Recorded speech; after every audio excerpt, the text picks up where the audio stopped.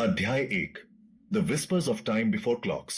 सोचिए, एक ऐसी दुनिया के बारे में जहां घड़ियां नहीं थीं, कैलेंडर नहीं थे, जहां समय को महसूस किया जाता था, नापा नहीं जाता था। हमारे पूर्वज सूरज के साथ उठते थे, उसकी रोशनी में काम करते थे और उसके डूबने पर आराम करते थे।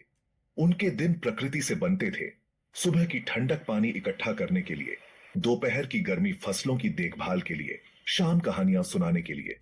मौसम पहली कली खिलने या पहली बर्फ गिरने से पहचाने जाते थे, ना कि किसी पन्ने पर लिखी तारीखों से। जिंदगी धरती की ताल के साथ चलती थी, ना कि घड़ी की टिक टिक के साथ। समय एक जीता जागता एहसास था, कुछ ऐसा जिसे आप अनुभव करते थे, ना कि कुछ ऐसा जिसे आप गिनते थे। लोग प्रकृति के संकेतों को पढ़ते थे, बारिश की गंध, परछाइयों की लंबाई, चिड़ियों के गीत। वे समय के पीछे नहीं भागते थे, वे उसके साथ बहते थे, उसके अंतहीन चक्र का हिस्सा थे। लेकिन समय की यह प्राकृतिक समझ आज की संरचित प्रणाली में कैसे बदली? इसका जवाब आसमान में लिखा था। अध्याय 2 the sky as our first calendar. पहली असली घड़ी खुद आसमान था। प्राचीन लोग चांद को घटते बढ़ते देखते थे और उसके चक्र से महीनों को मापना सीख गए। सूरज का बदलता रास्ता मौसमों को बताता था। पौधे लगाने के लिए लंबे दिन, कटाई के लिए छोटे दिन। तारे ऐसे नक्षत्र बनाते थे जो केवल खास समय पर दिखते थे। किसानों और नाविकों दोनों को रास्ता दिखाते थे। मिस्रवासी सीरियस तारे का इंतजार करते थे, नील नदी में बाढ़ आने का संकेत पाने के लिए। दूसरे लोग तारों का इस्तेमाल विशाल महासागरों में रास्ता खोजने के लिए करते थे। आसमान एक जीता जागता कैलेंडर बन गया। दिन सूरज से, महीने चांद से, साल तारों से। कोई कागज नहीं, कोई पत्थर नहीं, बस धैर्य से देखना और समझने की जरूरत। यह ब्रह्मांडीय घड़ी सार्वभौमिक थी, जो भी ऊपर देखता उसे उपलब्ध थी। हमारे पहले कैलेंडर रोशनी और परछाई में लिखे गए थे। आसमान ने हमें मापना, अनुमान लगाना और तैयारी करना सिखाया। अध्याय 3 monuments that spoke to the sun. जैसे जैसे सभ्यताएं बढ़ी, उन्होंने आसमान की लय को पकड़ने के लिए स्मारक बनाए। इंग्लैंड में स्टोनहेंज विशाल पत्थर जो संक्रांति के साथ संरेखित थे, सबसे लंबे और सबसे छोटे दिनों को चिह्नित करते थे।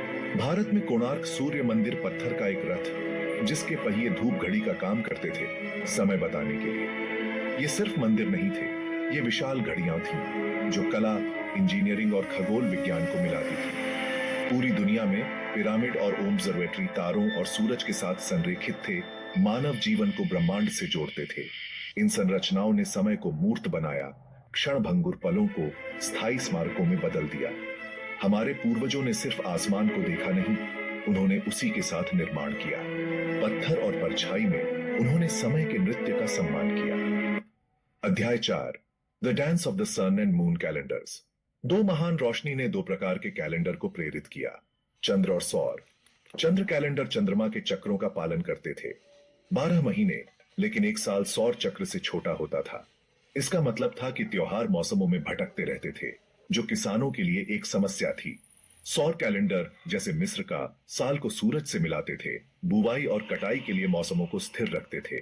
कुछ संस्कृतियों ने दोनों को मिलाया, जिससे चंद्र सौर कैलेंडर बने, जो तालमेल बनाए रखने के लिए अतिरिक्त महीने जोड़ते थे। चीनी, हिब्रू और हिंदू कैलेंडर इस चतुर समझौते के उदाहरण हैं। यह एक संतुलन का कार्य था। चंद्रमा का काव्यात्मक खिंचाव, सूरज की व्यावहारिक शक्ति। मानवता ने खगोलीय समय पालकों के नृत्य में सामंजस्य पाया। अध्याय 5 crafting the year we know today. आज हम जिस कैलेंडर का उपयोग करते हैं, वह प्राचीन रोम में शुरू हुआ। शुरुआती रोमन कैलेंडर अव्यवस्थित था, चंद्रमा पर आधारित, आसानी से हेरफेर किया जा सकता था और मौसमों से तालमेल नहीं रखता था। जूलियस सीजर ने इसे सुधारा, जूलियन कैलेंडर बनाया। 365 दिन, 12 महीने और हर 4 साल में एक लीप वर्ष।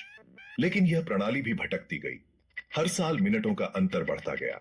1500 के दशक तक कैलेंडर 10 दिन आगे निकल गया था।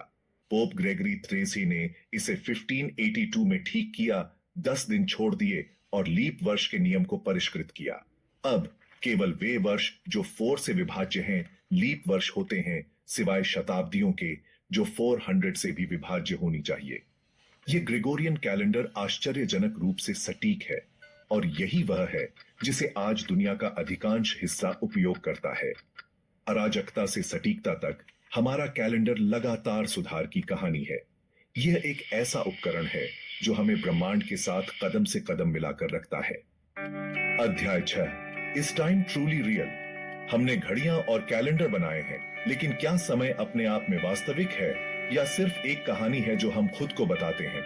एक घंटा अंतहीन लग सकता है या पल भर में गायब हो सकता है।